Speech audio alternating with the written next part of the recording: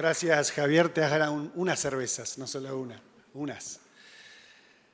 Bueno, primero yo quería empezar felicitando a la SNBE, a los premios NH y a la Facultad de Comunicación de la Universidad Católica, porque creo que el momento que está viviendo nuestra industria, nuestro oficio, nuestra profesión, reclama muchos espacios de estos, espacios de reflexión y aprendizaje. Así que para mí es un honor estar aquí y les agradezco. Y en los próximos 20 minutos, media hora, quiero compartir con ustedes algunas ideas y algunos casos o ejemplos que ilustren esas ideas respecto al momento que vive, como decía, nuestra industria, nuestro oficio. Y yo creo que la palabra salvar no es exagerada allí. Yo creo que lo que vamos a vivir en los próximos 5 o 10 años en el periodismo va a ser un momento de cambios mayores a los que hemos vivido en los últimos 5 o 10 años, que han sido años muy, muy intensos y muy movidos. Por eso creo que esta profesión necesita una enorme cuota de autorreflexión, de repensarlo casi todo y de intentar algunas de las cosas con las que voy a compartir con ustedes. Lo primero que creo que necesitamos es una capacidad de experimentación extrema. Pocas industrias como la nuestra están en necesidad de reinventarse y por eso yo creo que casi cualquier empresa seria periodística debería saber que entre el 5 o el 7% de su inversión, de sus recursos, de sus personas, deberían estar exclusivamente enfocadas en la experimentación. Luego voy a dar ejemplos, ¿no? Lo segundo, yo creo que necesitamos encarar colaboraciones extremas. Creo que lo que hoy mostró Florencia respecto al caso Nisman expresa un poco esta visión de colaboración extrema, no solo por las 70 personas que participaron de esos hackatones, sino también porque hubo instituciones, especialistas y expertos externos a la organización. Necesitamos imaginación extrema. Los ejemplos que traigo son contraintuitivos, pero yo creo que expresan esta imaginación extrema. Necesitamos volver a algunos principios. Una de las preguntas más interesantes que uno puede hacerse en un momento de grandes cambios es tratar de identificar qué es aquello que no cambia, porque en todo proceso de cambio hay cosas que no cambian y perderlas de vistas puede hacer que uno o se pase de rosca o pierda lo esencial. Lo siguiente es un liderazgo extremo. Yo creo que este es un problema mundial, es un problema que le pasa a la política, a la economía, a las instituciones en general. Hablo por Argentina, que es el lugar donde vivo y trabajo y más conozco, pero el problema de liderazgo que afecta a grandes ámbitos de la vida pública, en el caso del periodismo también son una parte importante del problema. Necesitamos compromiso extremo. Aquí voy a compartir con ustedes un caso que para mí es de lo más interesante que ha ocurrido en el mundo periodístico en los últimos años, sobre todo por lo que promete, y tiene que ver con el compromiso. Y por último, esto no cambia, esto es clásico, esto es pasión. Y quiero subrayar que la palabra extrema no es simplemente un juego semántico o una forma grandilocuente o un modo de ponerle cierto énfasis a esta presentación. Realmente creo, con el nivel de ruido en el que vivimos, con esta sobreabundancia de información, con la velocidad en la que estamos habituados, en la vida en general, pero en las relaciones en particular, si no nos planteamos algunas de estas cuestiones en términos de extremidad, de ser extremos, es muy difícil mover una organización, mover la aguja de percepción de las audiencias y demás. Lo primero que quiero compartir con ustedes es un experimento que se llama Do Not Track, es un especial interactivo, hablando de experimentar en los formatos narrativos. Creo que una de las grandes virtudes que tiene el mundo digital es esta posibilidad de recrear formatos narrativos. Y Do Not Track es una suerte de documental inmersivo de 4 capítulos que, entre otras cosas, expresa también aquello de la colaboración extrema. Hubo 11 instituciones, fundamentalmente Canadá y Francia, y algunas de Estados Unidos. Lo que les voy a mostrar ahora es, yo filmé mi experiencia con el capítulo 1, la primera parte, pero creo que, como pocos, este interactivo recupera esta idea de inmersión o de involucrar a la audiencia en la narración. Detrás hay un guión muy fuerte, pero también hay un trabajo tecnológico apabullante. No quiero mostrarles y lo voy a ir comentando. El primer video empieza y uno tiene esta suerte de introducción, que luego se explica por qué esta introducción, pero fundamentalmente el narrador empieza a contarnos que todas las mañanas él se levanta y tiene una rutina, y que en esa rutina él voluntariamente empieza a compartir información en las redes, en su teléfono, en su pantalla, tuitea, cuelga fotos, etcétera, etcétera. Este es su nombre, aquí vive él, pero lo que ocurre y lo que empieza a contar es que él también empieza a compartir información de manera involuntaria, porque hay un montón de robots mirándolo. Y, por ejemplo, dice que esos robots en este momento están funcionando y esto es lo que él sabe de nosotros. Y esto que nos va a contar, él dice, yo sé que vos estás, no dice la palabra Buenos Aires, yo entré desde la computadora de mi casa, me dice la temperatura, dice que estoy en una Mac. Cada vez que uno consume, entre comillas, este interactivo, este programa, con sus robotitos, sabe dónde estoy, qué hora es, va a Google News, trae las últimas imágenes tagueadas con esa geolocalización y me las devuelve. Aquí me pregunta cómo me informo. Yo puse guardian.com.uk y me explica, cada vez que vos entras al Guardian, hay 40 robots de todas estas firmas que se te depositan en tu browser y que te empiezan a traquear. 35 trackers. Y empieza a explicarte qué es lo que hace algunos de estos trackers. Luego sigue preguntándote, por supuesto, cada vez que uno entra, construye una nueva narración. De modo que en algún sentido, este producto periodístico es distinto cada vez que uno lo ve. Porque si cambia el horario del día, por supuesto, te va a decir que la temperatura es distinta. Acá me pregunta dónde, bueno, no importa. Uno va dándole un poquito más de información y va construyendo esa suerte de narración única, si se quiere. Y del antiguo modelo de broadcast de un medio, un mensaje, una audiencia, en algún punto este ejemplo construye un mensaje, un producto para cada uno de nosotros, para cada vez que lo veamos. Porque yo anoche entré desde aquí y por supuesto me dice, yo sé dónde estás, sé cuál es la temperatura, sé que estás en una Mac, etcétera, etcétera, etcétera. Lo interesante también es la tecnología detrás de la cual en 15 segundos toma toda esa información de nuestro browser, va a la red, recupera la información que tiene que ver con mi tiempo y con mi lugar y me lo traduce en un producto. Muy interesante. Y es un caso muy particular porque toda la experiencia periodística que tiene que ver en el teléfono, que ocurre en el teléfono, tiene estos dos vértices como principales creación de sentido, el momento y el lugar. De eso se trata el teléfono. Pero hasta ahora no hemos sabido construir un producto periodístico que verdaderamente haga uso de estos dos ejes, ¿no? De tiempo y de lugar. El segundo comentario es sobre la colaboración extrema. Uno de los grandes déficits que tenemos las organizaciones clásicas, me gusta hablar de clásicas, no tradicionales, y las redacciones en particular, es nuestra endogamia, ¿no? Es la dificultad para levantar la vista y escuchar y mirar y dialogar con el afuera. Es un problema que también tienen las grandes organizaciones en general, que inclusive para crear valor hasta comercial, digamos, ¿no?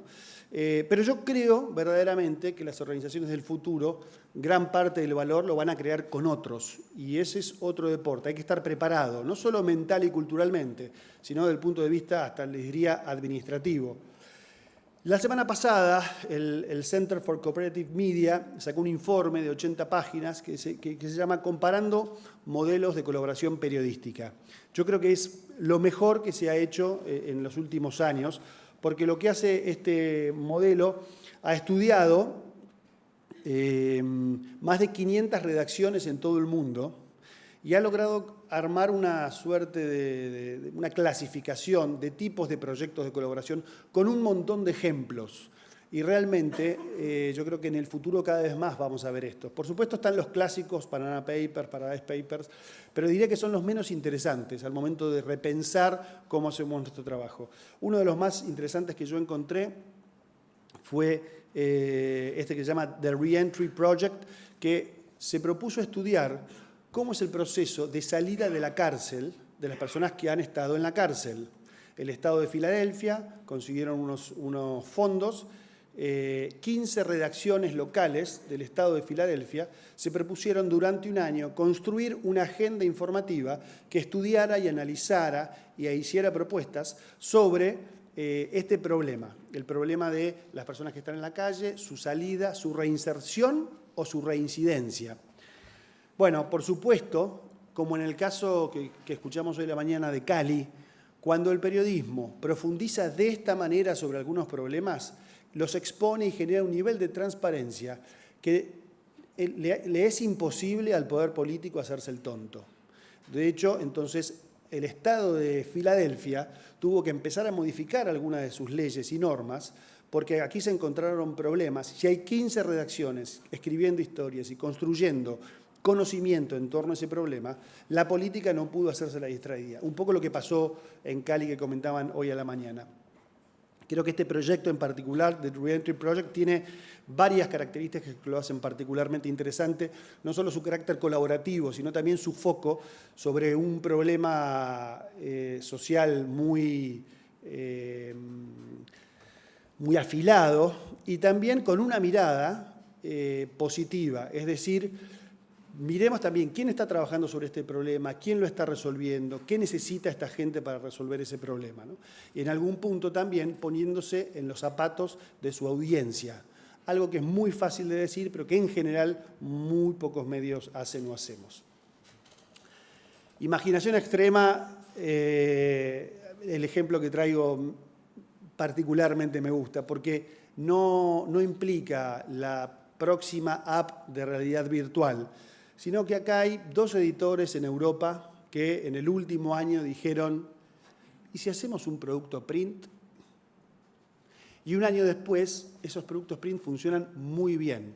Y por supuesto no quiero traer estos ejemplos con ninguna intención nostálgica ni atada al pasado, por más de que yo soy una persona que nació en la era Gutenberg y disfruto mucho leyendo los productos impresos, sino porque hay en estos 2 casos unas ideas muy potentes detrás, ideas periodísticas, con lo cual refuerzan esta idea de que al final la discusión digital o print es casi anecdótica. Nosotros tenemos que seguir hablando de periodismo y en algunos casos serán los productos digitales y en otros impresos los que den una buena respuesta. El primer caso es de New European, que me imagino que muchos de ustedes conocen. Este es Matt Kelly, un amigo. Matt dirige las redacciones desde Londres de Archant, una red de diarios regionales muy potente en Inglaterra. Y en esa conducción, en esa dirección, él también, una de sus tareas era, desde Londres, buscar columnistas y pasárselos a los medios regionales. Ocurre el Brexit y Matt se vuelve loco y dice, no puede estar ocurriendo esto. Entonces empieza a pedir a sus amigos y a políticos y filósofos y gente de las universidades artículos y notas y empieza a pasárselas a los medios regionales. Esa era parte de su tarea, pero de pronto se da cuenta que se cebó, como decimos en Argentina, se pasó de rosca y tiene una cantidad de contenidos y de material y le dice al dueño de Archant, ¿hacemos un diario por el Brexit que se llama The New European? Bueno, la respuesta fue, por supuesto, que no, de ninguna manera.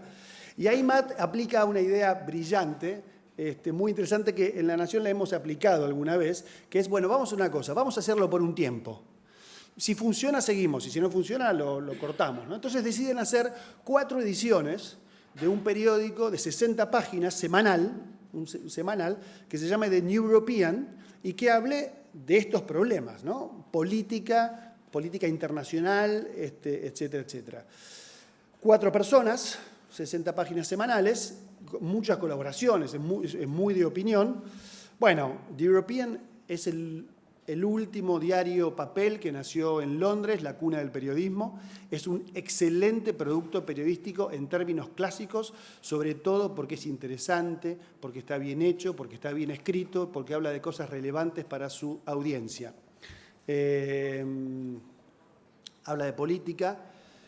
Matt es el director y tiene ojo, no es un diseñador, pero tiene mucho ojo. La mayoría de las tapas son sus ideas y hay artistas que las interpretan, pero creo que es un caso delicioso para decir la imaginación puede seguir produciendo este tipo de cosas. Bueno, cumplieron un año, creo que están en 30.000 ejemplares semanales, es muy superavitario, pues son 4 personas, pero bueno, ahí está The New European. Y el otro ejemplo que quiero compartir respecto a la imaginación extrema es Le 1, que creo que significa la tapa, la 1, ¿correcto? La portada. Bueno, la portada para mí es el producto impreso más delicioso que ha nacido en los últimos años. Nació en París, Francia. Estas fotos no le hacen justicia porque hay un tema de proporciones. Le 1 tiene este formato, es una 4 más o menos, Javier, el tamaño cerrado, un poquito más chico, más finito. Es de este tamaño, tiene una tapa, esta es la tapa, y cuando uno abre tiene una spread como de revista, pero uno lo vuelve a abrir y tiene como un gran tabloide o doble de tabloide pequeño, o un berlinés, y lo vuelve a abrir, bueno, es un unfold, es un desplegable, ¿no? Ahora, lo interesante es que cada una de esos canvas, de esas dobles páginas, no yo no diré que son un producto en sí mismo, pero casi. El nivel de cuidado, el nivel de edición, yo iba a traer ejemplares y me los olvidé en mi casa, pero realmente es un producto muy bien hecho, que tiene un truco infalible, y yo creo que aquí está la imaginación. Son 16 páginas de este tamaño.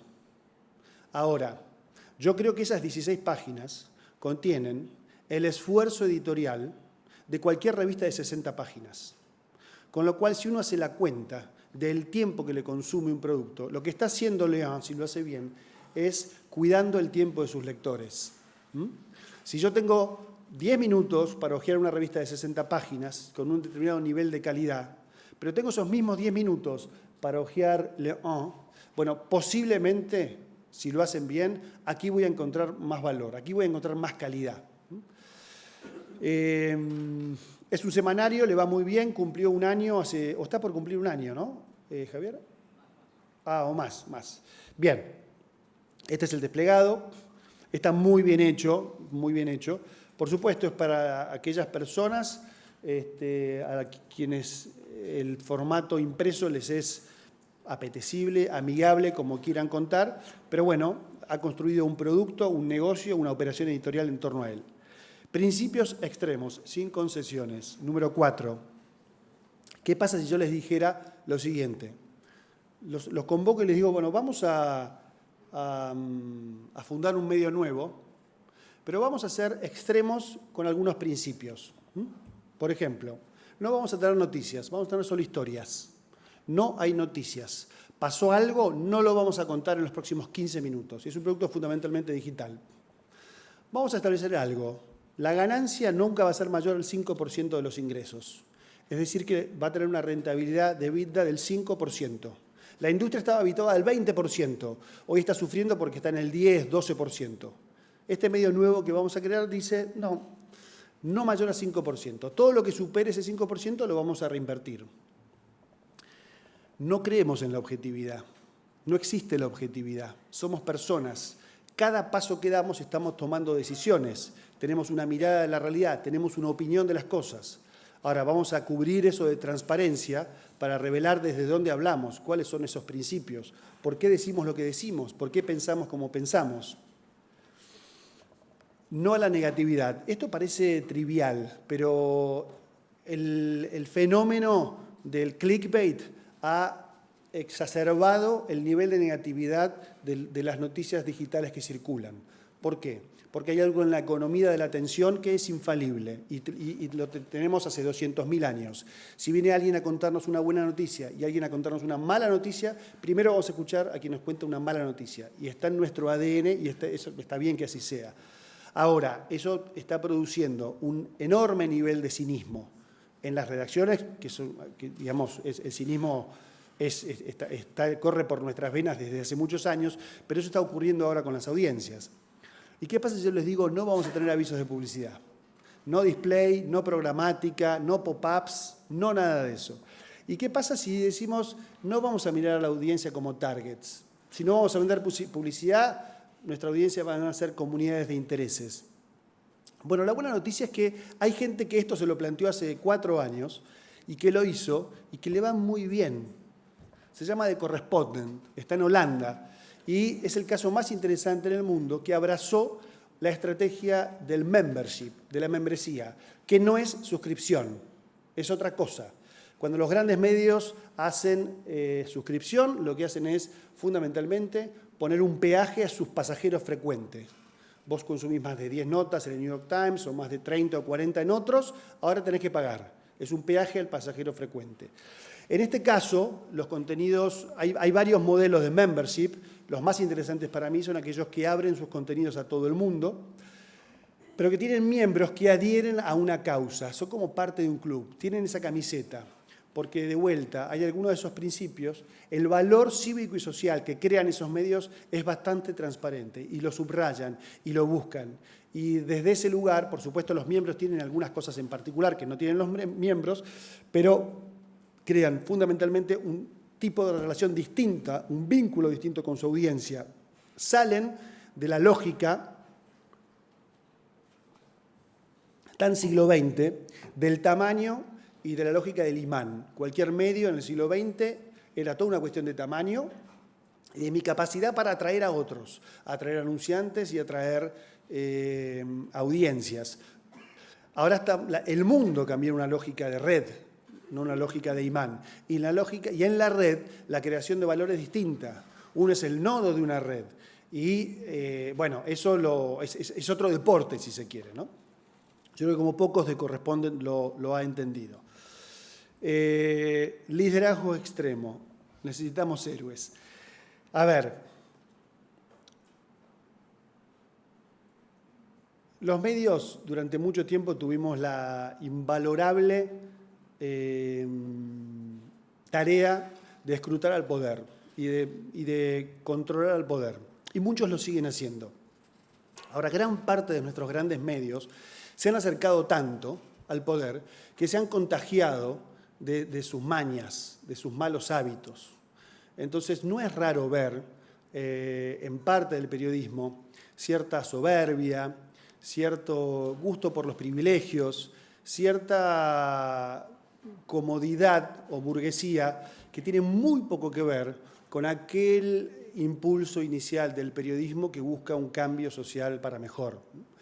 Yo no soy ningún naif, pero realmente creo que esto es un problema. Y aquellos medios que se consideran instituciones de poder y demás son aquellos que están más complicados para verlo y para cambiarlo. Y creo que por eso digo, en los próximos 5 o 10 años vamos a ver cambios más importantes que los que vimos en los últimos 5 o 10. Por eso creo que debería ser de lectura obligatoria en toda redacción, y esto que van a ver ahora es un chiste, pero no. Este libro, ¿no? Es un libro de Wakeman que está muy bien, pero honestamente creo que tantas veces el ego de los dueños y el ego de los periodistas y el ego de los columnistas interfiere y distorsiona la tarea periodística, que ahí tenemos algo para resolver. Compromiso extremo, ya casi termino.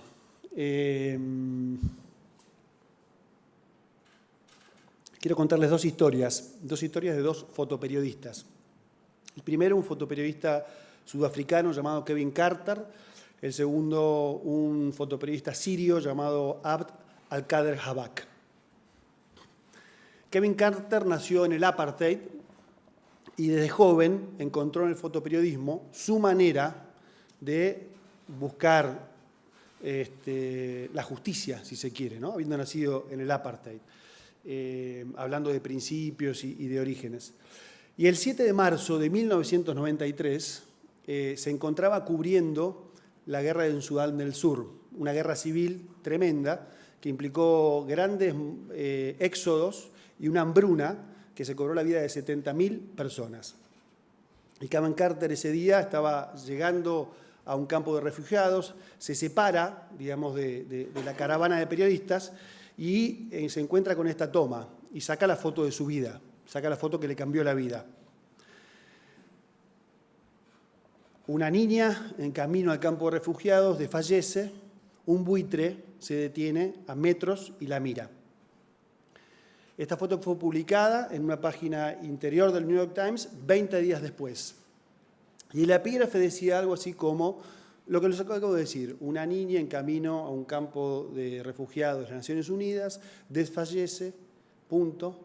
Un buitre se detiene a observarla, punto.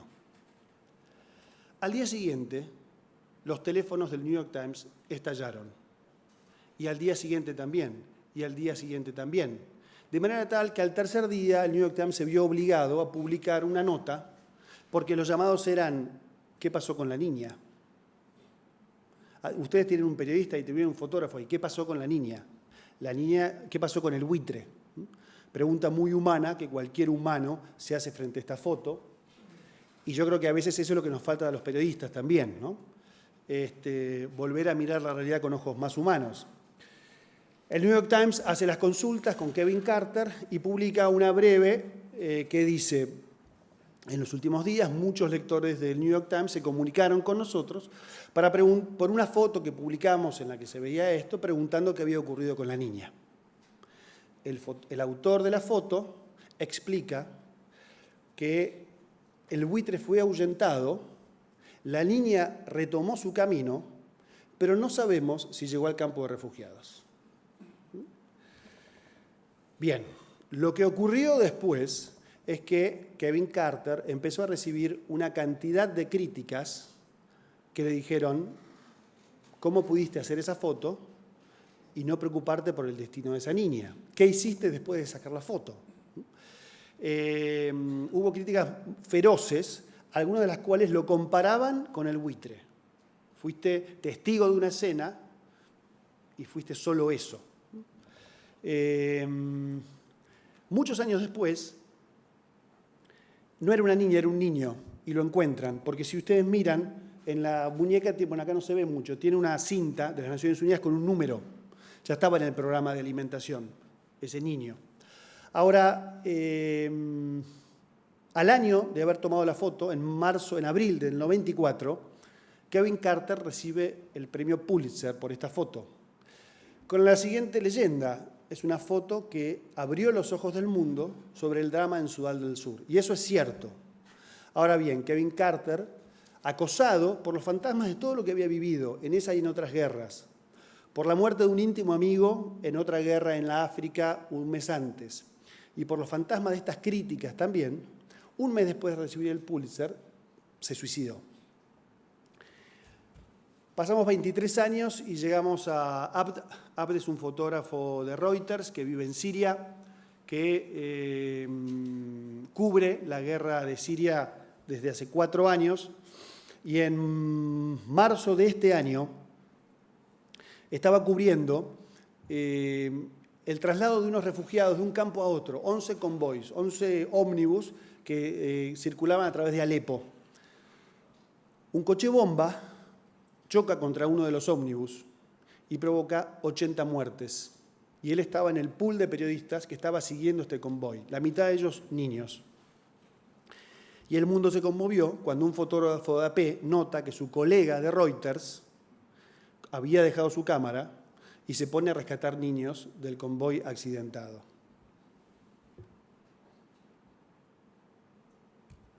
Yo decía que es tiempo de compromiso extremo, y yo creo que el periodismo tiene que volver a comprometerse con sus lectores, tiene que volver a comprometerse con sus ideas y tiene que volver a comprometerse con la realidad.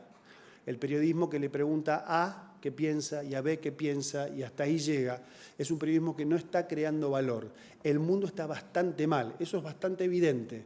Y yo creo que a veces los periodistas nos ponemos solo como si fuésemos una cámara. Y por supuesto una cámara pone el foco y elige qué parte mostrar, etcétera, etcétera. Pero me parece que el mundo y lo que está ocurriendo con las instituciones, con la sociedad, está reclamando del periodismo una actitud distinta. Por último, para terminar, necesitamos pasión extrema. Yo hace años solía decir que lo que transforma, lo que diferencia a un buen periodista de un gran periodista es la pasión. Yo estoy cada vez más extremo y yo creo que un periodista hoy necesita pasión y cada vez más. Y si no, no sé si se puede ser periodista. Y quiero terminar leyendo un delicioso párrafo de Gabo, ¿no? El periodismo es una pasión insaciable. Nadie que no lo haya vivido puede concebir siquiera lo que es el pálpito sobrenatural de la noticia, el orgasmo de la primicia, la demolición moral del fracaso. Nadie que no haya nacido para eso y esté dispuesto a vivir solo para eso podría persistir en un oficio tan incomprensible y voraz, cuya obra se acaba después de cada noticia como si fuera para siempre, pero que no concede un instante de paz mientras no vuelve a empezar con más ardor que nunca en el minuto siguiente. Muchas gracias. Hola. No sé si hay alguna pregunta. Acá hay una pregunta.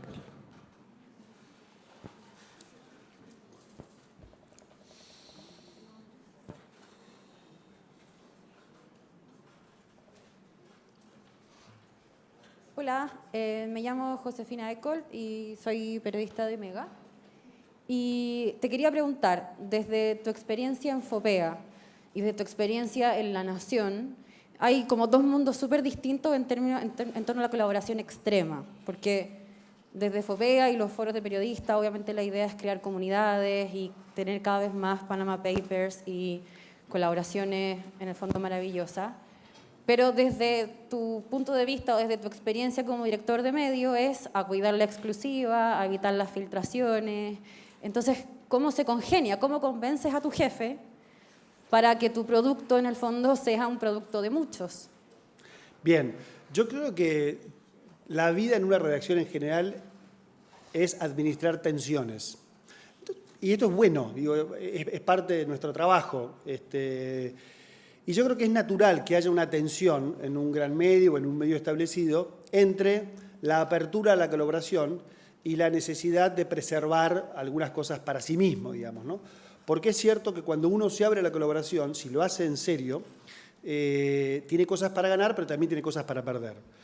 Yo te diría que claramente FOPEA, como es justamente un foro de periodistas, está en su ADN la necesidad y la propensión a colaborar. Ahora bien, en La Nación, yo desde agosto no trabajo más allí, pero te diría que la clave estaba en tratar de mostrar con mucha claridad cuál es el beneficio, si se quiere, para la organización de colaborar. En los casos de Panama Papers o Paradise Papers es autoevidente y además funciona algo que no tiene que ver con la colaboración, sino con la competencia, y es que si no soy yo el medio local, si yo digo que no participo de esa red, van a ir a buscar a mi competencia. Con lo cual también en términos de colaboración, el informe sobre colaboración lo expresa bastante bien. Ahora, el trabajo, por ejemplo, del caso Nisman hubiera sido imposible hacer si no teníamos la colaboración de dos universidades, un think tank y 40 personas durante bastante tiempo, una colaboración voluntaria. Yo creo, de todas maneras, que como todo lo nuevo, hay que dar pequeños pasos en la dirección correcta. Y posiblemente el primer proyecto de colaboración sea más acotado en términos de ambición, de complejidad, de impacto, pero una vez que uno lo logra, uno puede empezar a crecer en eso.